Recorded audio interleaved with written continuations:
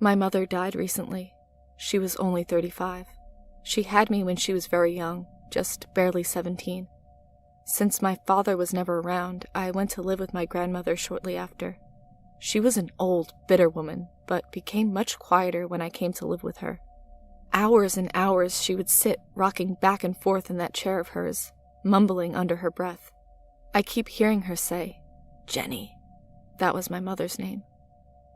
Anyway, a couple of nights ago, I had a disturbing experience. It was about 2 a.m. I was lying in bed, trying to get to sleep. I hadn't been sleeping well, as you can imagine. Just as I was about to drop off, I heard a familiar double beep sound spring from my iPad. I opened my eyes to see its screen lit up, casting an eerie shadow of my chair along the back of my room. For some reason, Siri had been triggered. After a moment, it double beeped again, and I saw the screen change. I reluctantly climbed out of my bed and strode over to the chair. The iPad displayed a list of suggested things to say to Siri to warrant a response. In the top right-hand corner, it displayed the word that had been said: help. Had I not been so tired, I perhaps would have gotten worried, but at this point, I just wanted to sleep.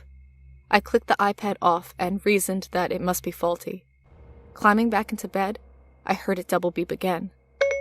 After a few seconds and the next double beep, it spoke. Talk to Siri. I was about to get up when it beeped again. Once more. After a few short seconds and 2 more beeps, it spoke. You can't. This was creeping me out now. Double beep again. And then again. Let me think. It said. Okay, I found this on the web. That was enough. Clearly there was a bug in the software. I got up and picked the iPad off the chair. I almost didn't read the conversation, figuring it would just freak me out. I wish I hadn't now. Here it is transcribed. Why can't you hear me? Talk to Siri. I can't feel my legs. You can't. Why can't he see it? Let me think. It then proceeded to do a web search for, why can't he see it? I've turned off my iPad and buried it under clothes in the wardrobe. I don't want to look at that thing again. It wasn't a software bug. It can't be. It's too coincidental. My mom had died in a car crash. She had lost both of her legs. What do I do? Update. I've decided to take your guys' advice and leave the iPad on overnight. I'll try talking as well, see if that works. If anything happens, I'll post an update tomorrow. Thank you all for your comments and support. Update 2. It happened again. I'll post a full update when I can. First things first. My name is Ellie. Hi. I feel I should introduce myself since there was some confusion in my last entry. One commenter asked for my gender concerning the "why can't he see it" remark. I don't know who this refers to. My only guess would be my brother, Charlie. But I'll get to that. First, I need to tell you all what happened last night. I decided after my original post to activate the iPad again. I left it on as I browsed the internet deep into the early hours of the next morning. I also left a voice recorder, like some of you recommended, sitting on my desk. Nothing happened. It got to be about 2:30 a.m. when I decided to see if talking would make any difference. I whispered to the empty air, "Mom?" I pressed the home button down until the 2 beeps sounded, and waited in silence. A few long seconds later, it double beeped again. Nothing. It came up with a list of things you could say, but nothing had been picked up by the iPad.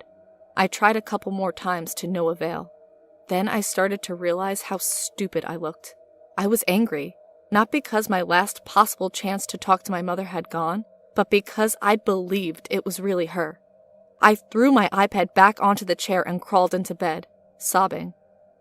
As you can probably guess, that's when it happened again.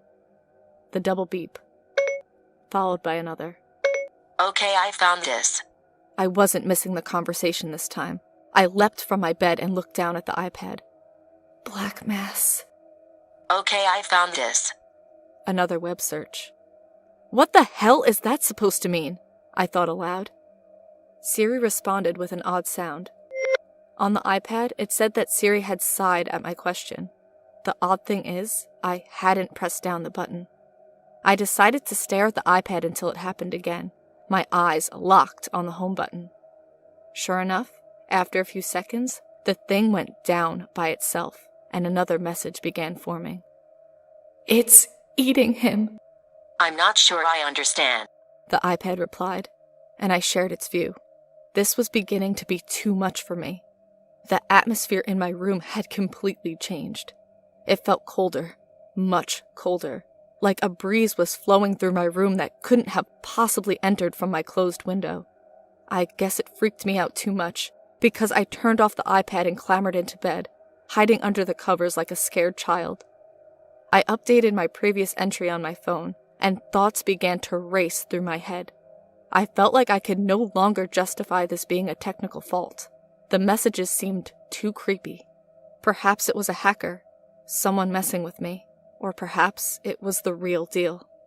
I just didn't know what to think. Eventually, probably out of pure exhaustion at that point, I managed to fall asleep.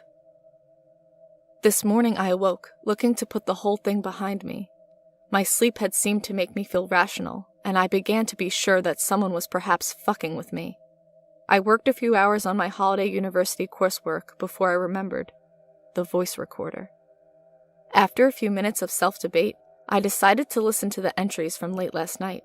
I got to the point where Siri began to activate on its own, highlighted by the now ominous double beep. I could hear a faint voice, unintelligible and whispering, before Siri responded. That must be it. I began to even entertain the idea that it was my brother messing with me in some kind of sick joke. Perhaps he was in the toilet that separated our rooms, whispering at the walls so Siri would pick it up. He's not the type for those kind of jokes, though, and he's only 12. Eventually, I reached the point where I threw the iPad on the chair and returned to bed. The voice that came out of the recorder next was disturbing, to say the least. It was female, but distorted, like it was shouting from the bottom of a well, or you were on some wacky drug trip trying to listen to someone speak. The voice only uttered 3 words, but they seemed to be ringing in my ears now. "Help him, Ellie." I believe now that it is my mother. I just don't know what to do. What the hell did she mean by black mass? Was she trying to reference something? If any of you have any ideas, they'd be much welcomed. I just want this to be over now. Update. Something terrible has happened. I'll update when I can. My brother's dead. I don't know how I'm going to write this, but I have to. Someone's after my family, and people need to know what's happening to us in case the worst happens. It'll take me a while to write this, but I'll try to go through the last 24 hours chronologically. After my last post, everyone began to suggest that the black mass was referring to cancer. I immediately panicked and began bombarding my brother with questions, asking him if he had any lumps or was feeling unwell. He was pretty perplexed by the whole thing, but he did tell me that he'd been struggling to breathe over the last few days. That was enough for me. I forced him down to our local 24-hour medical care to get checked out. The doctor was reluctant to see him at first, assuming that it was his asthma, which he'd had for a long time. But I was insistent, and I wasn't taking no for an answer. I didn't care if we had to camp outside the center. I was keeping my brother in range of a doctor. Eventually, my brother's breathing began to get worse, and after being unable to find a cause and having had multiple breaths of an inhaler, the doctor decided to perform an emergency something-oscopy to see if anything was wedged in his throat. I didn't really know what was going on, but at least something was getting done. As they were rolling him into the operating room, he managed to look up at me and utter a few words through his strained breath. I love you, sis. A tear formed to my eye as I knelt down and kissed him on the head. Good luck, I whispered. They began to wheel him away when it happened. He started to convulse violently, with blood beginning to drip from the side of his mouth. I was frozen in horror but swiftly pushed out of the way by one of the doctors. They began to frantically operate on him, using all manner of machines to keep him alive. Yelling and buzzing echoed in my ears, but as everything fell apart around me, I only noticed one thing. My Siri had turned on in my pocket. This time, I didn't need to look to know what she had said. I don't understand. It's killed him. But I can search the web for it if you like. It was at this point that I caught a glimpse of the most horrifying thing I'll ever see in my life. The skin on my brother's throat began to just dissolve. It looked like something was trying to force itself out, pushing from the inside and melting the cells in its way. Eventually, the skin had fully withered away, and green fluid came pouring out of the hole, a mix of blood and what looked like acid. I fainted on the spot. When I awoke, I found myself lying on the sofa in the waiting room. A young doctor with a kind face was sitting beside me. I have some bad news, he said. I didn't even hear his next words, though. I didn't need to. My brother was dead, killed by whatever had dissolved or eaten his throat. I almost threw up at the thought of it. I was immobilized for the rest of the night.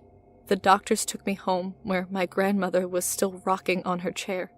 The doctors told her what had happened, but she simply looked at them with dead eyes before returning to staring out the window and sipping her tea. They seemed almost ready to take Grandma away to test her, but I told them a white lie that she was not all there. Truth is, she really hadn't been since Mom died, so it wasn't technically a lie. I didn't sleep that night. In the morning, I got phone calls from various people, mostly policemen, but I just listened and hardly said a word. Officers came to search Charlie's room, but they couldn't find anything of note. Eventually, I was left to my own silence. I couldn't move for hours, just staring at my iPad. I wanted more than anything to communicate with my mom, or my brother. Anyone will do. Just tell me what I had to do. What I had to do to get the fucker back that killed my brother. It was only a few hours before Siri provided the answer. His friend. I don't know who your friend is. The inhaler. Okay, I found this on the web. Desperately, I searched my brother's room for his inhaler, before shortly realizing that it was in my pocket. I still had it from when he was using it at the doctor's office. I examined it closely. It didn't take long for me to notice what was wrong. Stuck inside of the inhaler was a thin mass of black substance. I tried to scrape it out, but it was stuck tightly to the inside of the mouthpiece. There was no telling what it could be without handing it to the police for whatever analysis they could perform. But first, I had to see something. I held the inhaler out in front of me, facing horizontally, and pressed the button down.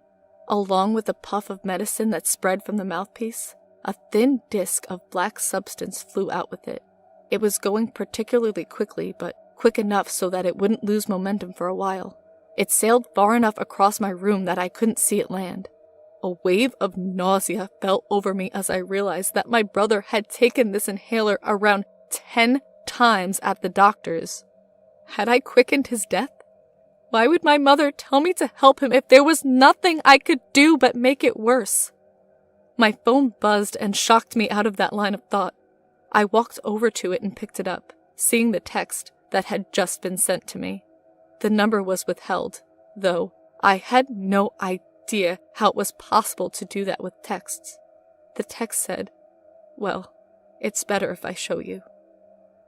2 down, 1 to go. Someone's after us. That's the only thing I'm sure of now. I did the sensible thing last night, it seems. For once. I went to the police, told them everything. Well, almost everything. They were already investigating Charlie's death as suspicious, but the inhaler and the text seemed to kick them into action. They're currently trying to trace the number and analyze the inhaler. They haven't finished DNA testing yet, but I can imagine I probably smothered it with mine fumbling with it yesterday. They've also been investigating my mother's car crash, though they're keeping hushed up about it. Grandma never really told us much about it, except that there were 2 more deaths and 2 injuries other than my mother. I didn't do any research. I didn't want to know. The only piece of evidence they don't have is the one that they could possibly section me for, my late-night Siri chats. I also didn't tell them about these posts. They probably won't find out, and I need a place to write this down, to vent, if anything. If something happens to me, this will at least be out here. Anyway, the police have placed my house under protection. I've got my friend Kathy staying over to keep me company. It's nice speaking to somebody else who isn't pretty much dormant, or, well, not there. I haven't told her about my mom talking to me either. It'd just freak her out. She's already doing me a massive favor by staying in a targeted home. I don't want to scare her more. My grandma's gotten worse as well. She doesn't even speak to me now, like she's blocked off the world. Every now and then she'll go to the fridge and eat, but besides that, it's like she's a zombie. I'm really worried about her, but with everything going on, I want to keep her close. For those in the comments who were suggesting it might be her doing this, it can't be. She's a bitter old woman, but she would never do anything to hurt us. I have to say, I'm fairly ashamed of what I did after Kathy had gone to sleep last night. It was stupid, irresponsible, but now I have a chance of ending it, a chance that wouldn't have occurred had I not taken the risk. It was about 1 a.m. and I couldn't sleep. Part of my brain was fixated on the horrifying image I'd seen the previous day. The other part was transfixed by what I'd heard before the mysterious text came in. His friend. What friend? One of his friends did this to him? How? He was only 12. What 12-year-old could do this? I could ask him. I took my iPad out of my room, being careful not to wake Kathy as I stepped over her. There was a police officer on watch downstairs, and our bathroom is right next to my room, where Kathy was lightly sleeping away the night. There were only 2 places I could go, my mom's room or my brother's. Well, which one did I want to speak to? I hadn't been in Charlie's room since searching for the inhaler. It was eerie, and yet at the same time it was calming. It still felt like Charlie was here. I opened up the iPad and set it down on the bed. Charlie, if you're here, say something after the beep, okay? I tried to make my voice as soft as I could. I pressed down the home button. 2 beeps. That wavy line twisted and turned as I waited. A few seconds later, his response came up. There's a funny whistle when I breathe in. What is it? My web search turned this up. I was almost in tears. Is Mom there? Yes. I thought so. Oh, shut up, Siri. Charlie, I need to know who your friend is. The one who... I didn't know what to say. How do you ask a child who's responsible for his death? The one who put the black stuff in your inhaler. Danny. Danny, our new neighbor. It was only a week ago that I first met the Richards. It was 2 weeks after my mom's accident, and they'd just moved into the neighborhood. John was an old American man with 1 arm. The other one had been lost in Vietnam. He was a friendly enough guy, polite and well-mannered, but just off. I don't know, he gave me the creeps. His son Danny, though, was adorable. He acted like his blood was made up of caffeine, jumping around his living room like the floor was actually lava. I came in with Charlie after dropping him off, and was invited in by John for a cup of tea. I felt impolite to turn him down, so there I found myself, sat in his living room watching Danny and Charlie play, while John was upstairs fetching photo albums to show me. Now, I have to admit, I'm a snooper. I like to check out the people my little brother visits. I was only pursuing his hallway for a few minutes when I found an open door that led into a basement. Peering in, I saw that it was littered with weird laboratory equipment, like a meth lab. Jesse, we have to cook, I joked to myself. A hand was placed on my shoulder, causing me to jump and swivel around. It was John, lurched over me with a menacing look on his face. There was no photo album to be seen. "It's rude to snoop around other people's houses," he said, almost mockingly. There was a hint of glee in his eye, as if he was enjoying telling me off. I apologized and made an excuse and left. When I picked my brother up, I didn't see him, just Danny frantically waving out of the window. I hadn't thought about Danny since then. He seemed like a nice kid, if a little eccentric, but his dad, and that laboratory hiding below his house, it was too convenient. I had to check it out. Now, the sensible thing to do would have been to tell the policeman downstairs. Of course, I had no way of explaining to him how I acquired this information. My irrational mind decided that the rational thing to do was grab a flashlight, climb out my window, drop onto my conservatory and down to my garden, then vault over the fence to the Richards house. It was an incredibly stormy night, so I couldn't see much. I scanned the back wall, trying to spot an entrance to the basement hidden somewhere in the shadows. I found it nestled at the side of the conservatory, its doors already unlocked. If the owner was keeping secrets in his basement, he wasn't doing it very well. I timed my entering of the basement with the crackle of thunder, making the doors slamming back down almost inaudible. As I crept down the stairs, the darkness hit me like a wall. I reached in my pocket and lit up my vision with the flashlight. It was as I suspected. Before me on the working benches was an array of laboratory equipment. Pots and flasks twisted at obtuse angles with bottles filled with all manner of fluids. Scanning the benches, I caught a glimpse of a scraggly-looking pile of notes. Most of the notes were filled with complex equations and diagrams that I couldn't get my head around, but the last page was definitely something I could understand. It was a letter addressed to Mr. Arkin from Medical Services. I recognized the name, but I couldn't place it until I had finished reading the letter. As per Mr. Arkin's request, the letter had detailed the injuries and causes of death sustained by his family members in his accident. His daughter was killed by shrapnel piercing her throat all the way through. His wife was killed by a slashed abdomen as she was flung onto a piece of glass upon impact. His mother, who was still alive, received massive brain trauma and subsequent brain damage. That was the moment I remembered. The accident. Mr. Arkin was the other driver. We'd never heard about the other injuries or causes of death, only that there were 2 deaths and 2 injuries. Mr. Arkin must have been the other injury, but why was this letter here? Then it hit me. John's arm. I heard a creak upstairs. It was enough to shock me into action, and after scrambling up the papers and putting them on the desk, I crept back out towards the door, trying to time its opening once more with the thunder. I threw it open just as the upstairs light came on, shining light into the piercing darkness of the basement. I leapt out and shut the doors fast, my heart racing.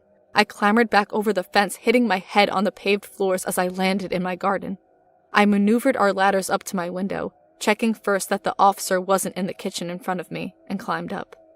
I'm surprised I didn't wake Kathy up as I fell back into my room, panting and soaking wet. I guess she isn't such a light sleeper after all. This morning I sat and tried to comprehend what I'd read last night. Pierced her throat all the way through. I just couldn't stop thinking about my brother and the hole now burned through his throat. If that was John, I was going to kill him. I began to well up with anger and sadness before I heard the landline ringing in the distance. The officer was patrolling outside, concerned about the movement of the ladders, so I answered myself. "You like snooping, don't you?" said the familiar polite voice. I took a while to respond. "What do you want from us?" "Come meet me at Ashen Park, 2 a.m. tomorrow. Bring your iPad." With this, he hung up. This was around 6 hours ago now. My iPad. So it was him. It had to be. He's been fucking with me, feeding me useless fucking information. He's been taking big risks, but it's all got to be a part of his game. I don't know whether to tell the police or... or go myself. If I do, I'm either going to kill him, or he's going to kill me. It's over. Finally. I've lost my family, but it's done. I can rest now. I'm alone sitting in my room. I would love to tell you that the police managed to catch John Richards, or John Arkin, whatever, and he's now looking at a sizable jail sentence. I'd love to tell you that when I saw John for who he was, I only had hate for him. Things are rarely so black and white in this world. After my last post, I panicked. It was only 3 hours before meeting with my brother's killer, but I just couldn't do it. I sobbed uncontrollably as I tried to tell the officer what had happened over the last few nights. I had reason now to tell him about the Siri chats, since I was convinced at that point that John had been hacking my iPad. Soon after, there were at least 5 officers and 2 detectives listening to my story with watchful eyes. For some reason, it seemed they believed me, though they weren't happy about my breaking and entering escapade the previous night. When I was finished, the lead detective, his name was Sanders, asked me the question I knew would follow. He asked me to go to the park. Within less than an hour, I was wired and suited up. Bulletproof vest, panic button, earpiece, the works. The police had tried knocking on the door to see if John was in, but got no response. Since they couldn't just barge in without a warrant, they had to get proof this way. Kathy had gone home earlier in the day, so my grandmother was left with 4 officers on guard at the house. The cliché blacked-out car followed me at a distance as I approached Ashen Park. All was dark and there was no figure in sight. I decided to sit on the swings and wait for him in silence. Sitting there in the park brought back memories of me and my brother playing when we were younger, with my mom watching unconcerned that we were going to break our legs or something ridiculous like that. I chuckled to myself through the tears. I waited almost an hour, but he didn't show. I don't know whether he had seen the blacked-out cars and freaked, or whether this was all a ruse to get to my grandmother. If he tried that, he'd run into a lot of trouble. My grandmother was safe. We returned to mine at around 2:30 in the morning. My grandmother was soundly asleep and alive. The officers reported nothing unusual, and I figured that John had just sulked away into the shadows. For a brief moment, I thought that maybe it could be over. He could have gone away, frightened by the sight of the police, and would never come back. Kinda naive, I know. I'm not sure what happened next to get me to this point, but all I remember is waking up in a place that reeked of the vile smell of decay. I opened my eyes and examined my surroundings. I was in a large, dark room with the windows blacked out so no light could be let through. The only light sources were lanterns scattered across the various workbenches along the walls. It looked oddly familiar to the basement, as the benches were lined with similar equipment. The only distinguishing feature was a group of monitors lined up along the backside of the hall. They were showing the inside of someone's house, though I couldn't make out whose from there. I assumed it was mine. That's when I realized I was not alone. Past the monitors, barely illuminated by the flickering lantern, was a one-armed figure. He had his back to me and appeared to be fiddling with something on one of the workbenches. Behind him, facing me from across the room, was a black-haired figure. He was tied to a chair, and his head hung limp, slumped over his knees. I couldn't tell if he was out cold or just exhausted. "Stand up," said the calm voice from across the room. John turned around as I obeyed. He held a kitchen knife firmly in his hand as he stared at me. His hand seemed to be shaking a little as he walked over to the slumped figure on the chair. "Do you recognize him?" He pulled the unconscious figure's head up. I didn't recognize him, although he looked familiar. I shook my head. "No. It's your absentee father," he said coldly. I had never seen the man before in my life, but the familiarity was there. His eyes were the same deep green as my brother's, and he had the same oddly rounded ears as mine. I didn't know for sure then, but that man was my father. Without another word, John slit my father's abdomen open. spilling his guts out over the chair and onto the floor. I shrieked in horror as I cascaded back to the far wall, my father almost depressed like a balloon as he slipped off the chair, his insides still flowing from his body. John didn't express any emotion at all. He simply stared at him, showing no indication of what he was thinking. Eventually he turned around again and slotted the knife into his belt. I was still vomiting on the back wall, so when I stopped to look, he was standing about a meter away, holding an iPad that was undoubtedly mine. He held it up in front of him, before lowering it to speak. I can't make it work. With that, he threw the iPad onto my lap. Make them speak to me.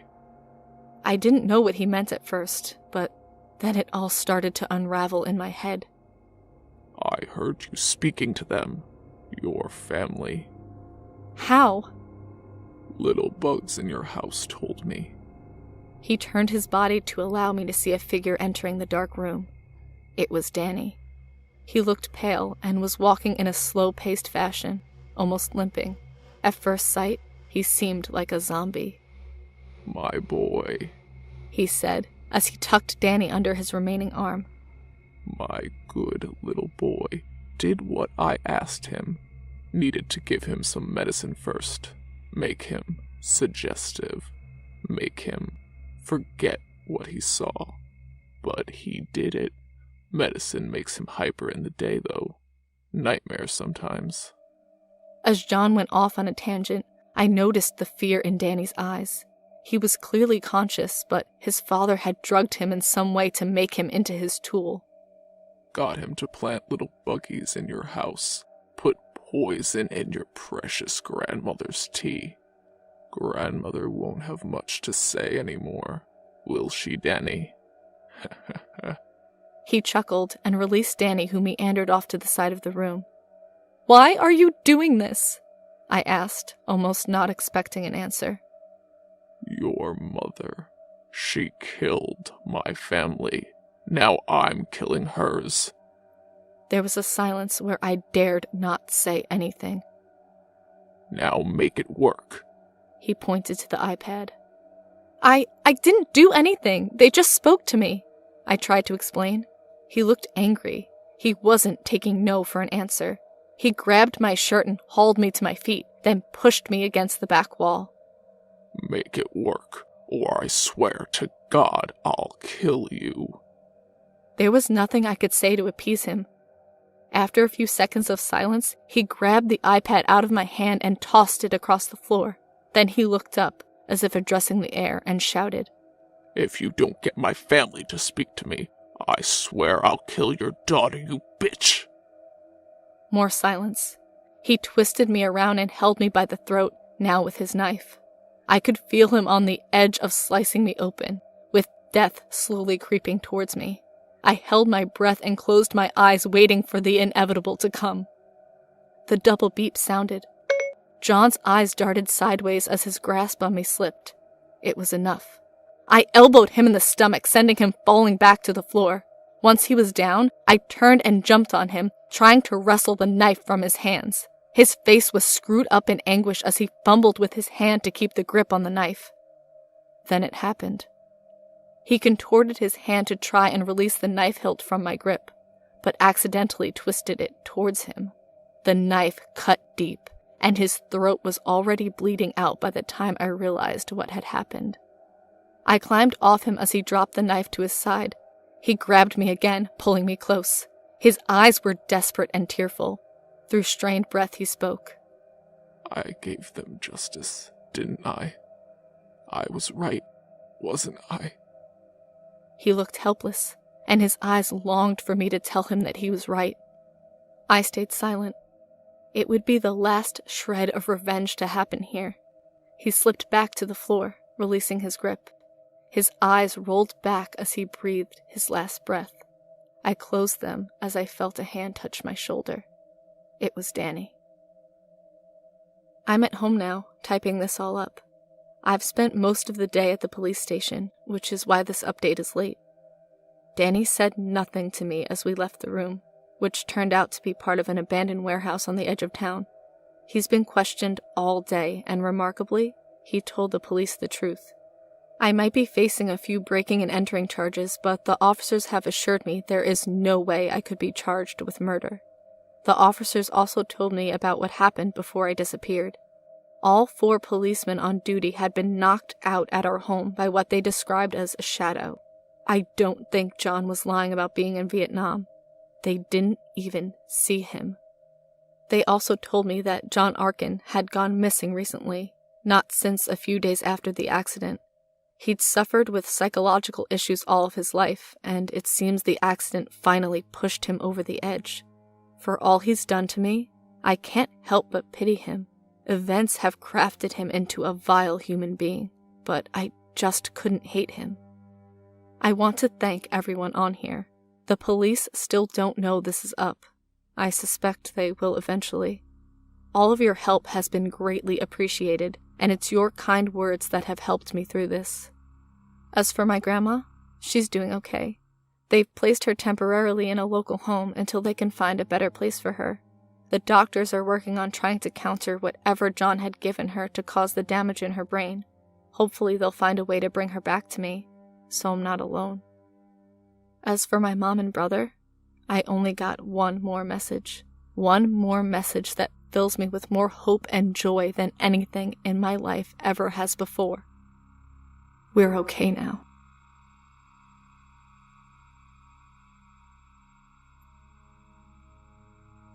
Hey guys, it's Mort here, and thank you so much for listening. I would like to extend a huge thank you to Black Eyed Blonde for that amazing narration.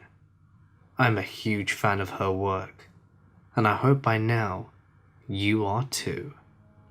She has a host of other amazing works over on her channel, which I'm sure you'll love. So please, follow the link on screen now to follow us over to her channel, where so many creepy stories are just waiting for you. I'll see you over there.